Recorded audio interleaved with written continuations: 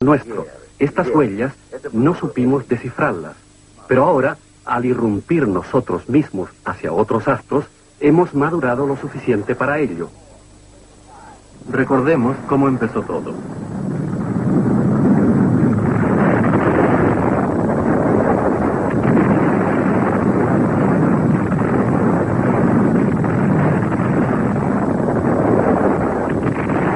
A veces con fracasos.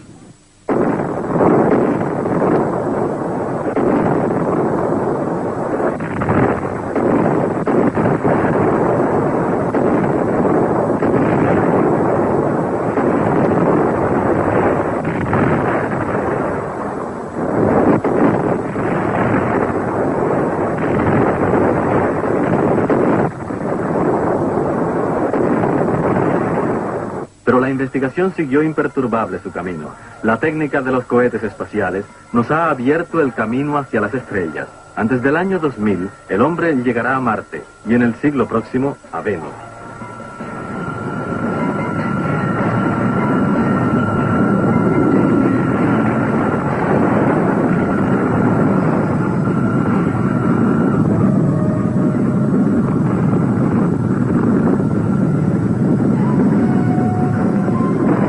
¿Cómo serán recibidos nuestros astronautas en otros planetas habitados? ¿Como enemigos? ¿Como dioses? Veamos cómo se comportan los hombres primitivos cuando tropiezan de repente con la técnica moderna. Durante la Segunda Guerra Mundial, aterrizaron soldados norteamericanos en islas del Mar del Sur, apartadas de la civilización. Allí construyeron bases de aterrizaje y reabastecimiento. Al terminar la guerra, regresaron a casa. Y entonces ocurrió algo inaudito. Los nativos, que vivían todavía en el estadio equivalente a la edad de piedra, hicieron con paja y bambú una especie de fetiches a semejanza de los aviones que habían visto y primitivas pistas de aterrizaje. Habían creído que aquellos extranjeros eran dioses y esperaban que en su día habrían de volver desde el cielo. Todo porque ellos les habían traído tesoros de los que su mundo no tenía noticia, instrumentos de trabajo y armas jamás vistos en aquellas islas.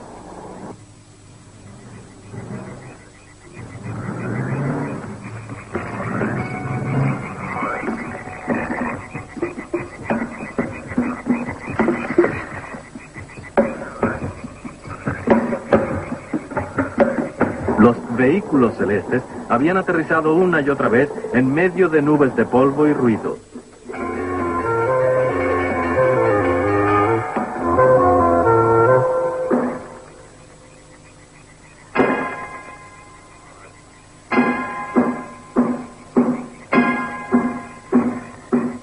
Los visitantes de piel blanca no necesitaban ir de casa para conseguir la comida diaria.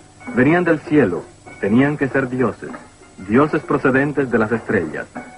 Los nativos aguardaron pacientemente el retorno de aquellos dioses blancos. A hombres escogidos se les confió la misión de mirar al cielo sin desmayo, día y noche.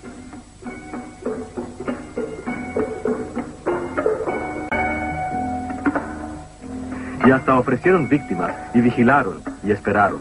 Pero los dioses no regresaron jamás. Con esto queremos demostrar el nacimiento de una especie de religión. Así han surgido muchos de los mitos, leyendas y credos.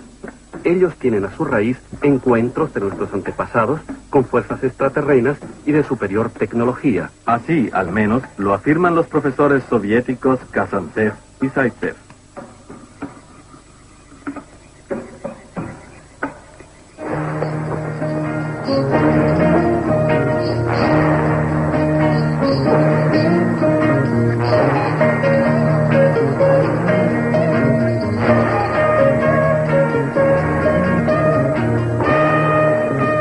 Todo alrededor del mundo, entre los indios de México y América del Sur, los egipcios, los hindúes, existen sagas, leyendas y religiones que nos informan de la visita de astronautas extraños a nuestro mundo. Evidentemente, no se habla en ellas de astronautas, puesto que no conocían tal palabra, sino de dioses que visitaron la Tierra en vehículos celestiales. Estas noticias sobre dioses no pueden ser producto de la sola fantasía, ya que ello no explicaría que las encontremos en todos los pueblos de nuestro planeta.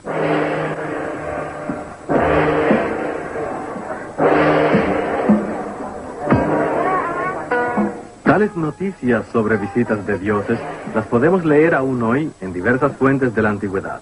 Por ejemplo, en los libros tibetanos del Kanchur.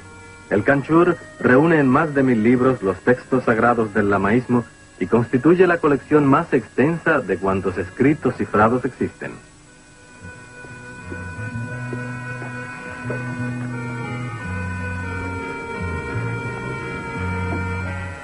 Hasta hoy, solo ha sido descifrada una centésima parte de los textos del Kanchur.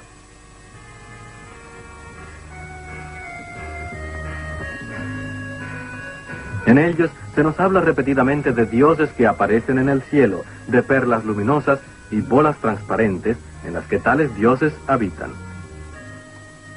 Una cosa sí es cierta, y es que el desciframiento completo del Kanchur habrá de proporcionarnos muchos más detalles sobre la visita a la Tierra de seres procedentes de otros astros. Este hindú está sumergido, absorto, en la sabiduría del Mahabharata. Es la epopeya nacional de la India, el libro popular por excelencia en aquel país. Sus 200.000 versos tienen una antigüedad de más de 3.000 años. He aquí un pasaje del Mahabharata. También en él encontramos desconcertantes testimonios sobre visitas de dioses. Una y otra vez nos encontramos la palabra vimanas. Son vehículos celestiales que con la ayuda del mercurio y un fuerte viento de propulsión vuelan a grandes alturas. Así es un vimana, según la reconstrucción hecha por el profesor Kazantsev, ateniéndose a la descripción del Mahabharata. Solamente un testigo presencial del despegue de un cohete pudo escribir estas palabras. Bhima voló con su vimana en un rayo de luz cegadora como el sol y con un ruido semejante al de un trueno.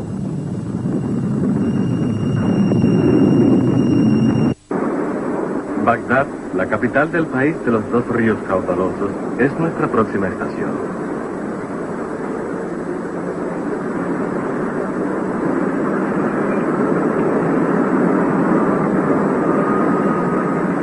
Allí, en el Museo del Irak, encontramos un nuevo vestigio. Importantes escritos de caracteres cuneiformes, conservados para la posteridad. Es la epopeya más antigua de la humanidad, y también ella nos habla de misteriosos seres que vinieron a la tierra entre nubes de humo y fragoroso estruendo. A fines del siglo pasado, fueron descubiertas 12 tablas de escritura cuneiforme en las que aparece grabada la epopeya del héroe legendario babilónico Gilgamesh. Aquí vemos unos trozos de estas tablas. Ellas nos ofrecen una historia de la creación del mundo muy parecida a la de la Biblia. Sin embargo, los autores de la epopeya de Gilgamesh son muy anteriores a los de la narración bíblica.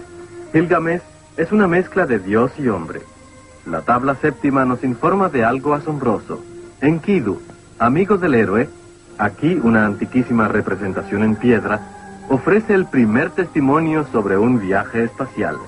Después de narrar cómo voló en un vehículo celeste de bronce 12 horas seguidas, dice textualmente: Mira abajo, la tierra, ¿cómo la ves? Mira también el mar, ¿qué te parece? Y la tierra parecía una pasta de harina y el mar como un pilón de agua.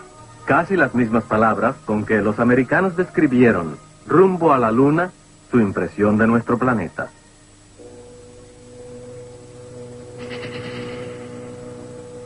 Ahora sobrevolamos el Mar Muerto.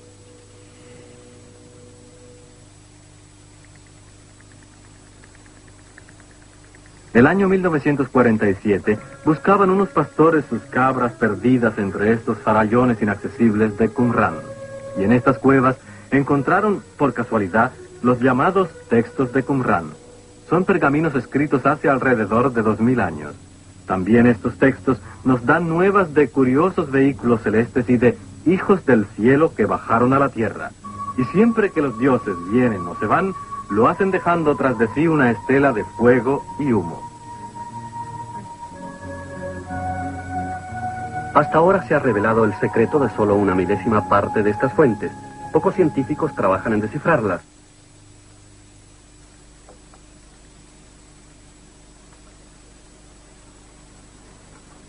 Montones de escritos en pergamino, corteza de árbol o tablas de arcilla duermen bajo el polvo de los archivos.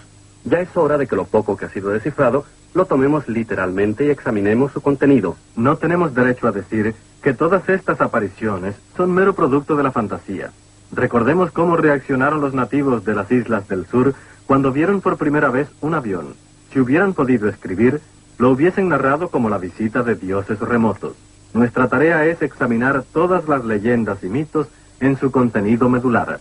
Hubo un hombre que ya lo hizo así hace más de 100 años. En 1864, aquí, en la costa de Asia Menor, buscaba un hombre la legendaria Troya.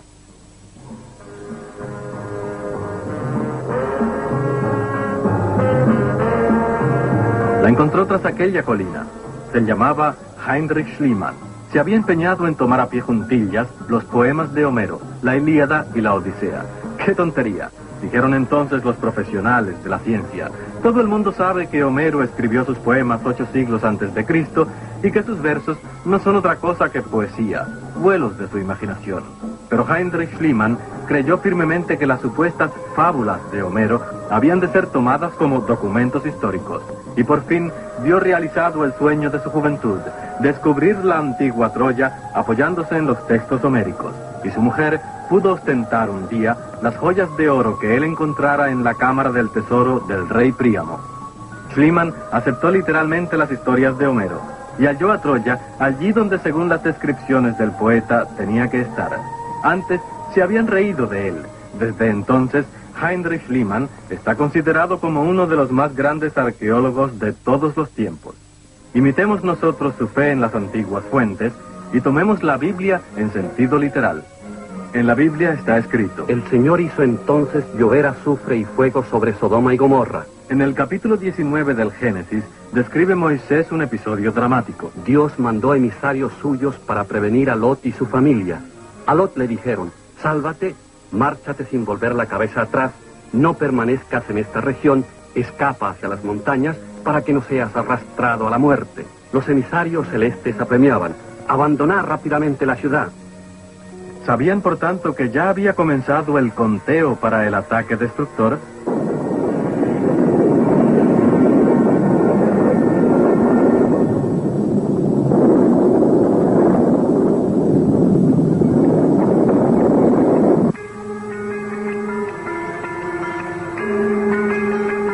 Una cosa es segura, que las florecientes ciudades de Sodoma y Gomorra fueron arrasadas de solo un golpe, por una gigantesca explosión que, en aquel tiempo, no podía ser de origen terreno. Y la narración bíblica termina: y no quedó de aquello sino tierra desierta y agostada. A 2000 metros de altura se yergue en el macizo de Sinaí la montaña Horeb. Aquí, en esta solitaria cima, recibió Moisés de su Dios el texto de los 10 mandamientos. Aquí también las instrucciones para la construcción del Arca de la Alianza. En el capítulo 25 del libro del Éxodo se encuentran las siguientes instrucciones para la construcción de este asombroso artefacto. Haced un arca de madera de pino. Habrá de estar cubierta de oro fino por dentro y por fuera, y con una corona de oro en derredor. Las instrucciones que Dios da para la construcción del arca son precisas. Dios advierte que nadie se atreva a acercarse al Arca de la Alianza, pues ello supondría, para el que tal hiciere, peligro de muerte. Dios mismo le hablará a Moisés desde el techo de oro, pero sin dejarse ver. Moisés habría de cuidar que quienes transportasen el Arca de la Alianza tuvieran zapatos y trajes especiales para el caso. Los zapatos y trajes habían de ser de material aislante. Si construimos hoy otra vez el Arca de la Alianza, según los datos de la de Moisés, nos encontraremos con un condensador de una carga eléctrica de cientos de voltios. Una cara de las planchas de oro serviría de polo negativo y la otra de positivo. Siempre que se habla en la Biblia del Arca de la Alianza, se dice que la rodeaban resplandores chisporroteantes. Una vez construida el arca, solo Moisés podía, siempre que quisiera, establecer contacto con su Dios. Eran quizás las planchas recubiertas del arca un altavoz por el que la voz de Dios se dejaba oír.